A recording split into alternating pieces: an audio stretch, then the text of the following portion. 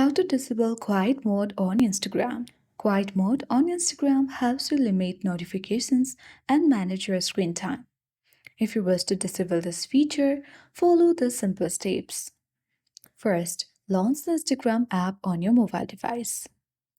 On this home screen of Instagram, tap on profile icon located at the bottom right corner of the screen. Tap on three-line menu icon or the settings icon at top right corner of the screen. On the Settings and Activity page, navigate to Notifications. Open it and you need to select Quiet Mode. Toggle the switch to turn off Quiet Mode and tap on Turn off Quiet Mode button at the bottom of the screen. Disabling quiet mode on Instagram is a straightforward process that can help you stay connected without missing notifications.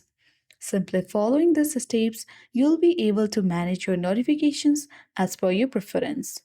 That's it. I hope this video worked. Thank you for watching. See you in the next video.